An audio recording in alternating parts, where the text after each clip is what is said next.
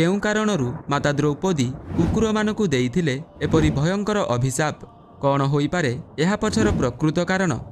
तेबे चलंतु दर्शक बंधु जानिबा एहा पछरे थिबा प्रकृत कहानी आजिर एही खास भिडियो रे। द्रौपदी कौन पाई कुकुर मानकु देइथिले एपरि भयंकर अभिशाप जहार परिणाम सेमाने आजि पर्यंत भोगुछंती एवं खोलारे सहवास करुछंती।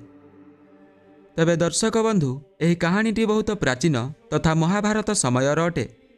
जेतेबेले तृतीय पांडव धनुर्धारी अर्जुन द्रौपदी को विवाह करी तांको घर को आनिथिले सेतेबेले अर्जुनक माता तथा पंचु पांडवक माता माता कुंती अजाणतरे अर्जुन को कही देइथिले कि जहाँ भी आनिछ सबु भाई समान भाग करी ताहार उपभोग करिवो। एहा परे माता कुंतीक कथार मान रखिबाकु जाई सबु भाई माने द्रौपदी को विवाह करिथिले। एहा परे पांडव मानक मध्यरे एहा मध्य निर्धारण होइथिला जे द्रौपदी प्रत्येक वर्ष जणे पांडवंक सह समय बिताइबे।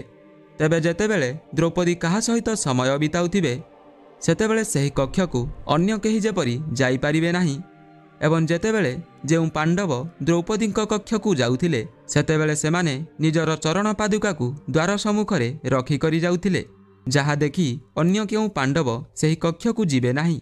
किंतु दिनकर घटना जणे पांडव द्रौपदी सहित समय अतिबाहित करुथिबा समयरे किछि एपरि अघटना घटिगला जहार परिणाम कुकुर माने आजि पर्यंत भोगुछंती एवं खोलारे सहवास करुछंती।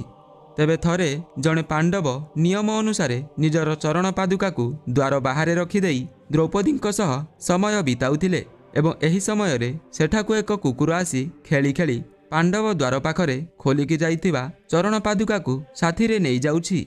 सेही समयरे अन्य एक पांडव बा द्वितीय पांडव भीम द्वार सामनारे कौनसी पादुका न थुआ होइथिबार देखि कक्ष भीतर को प्रवेश करी जाइथिले।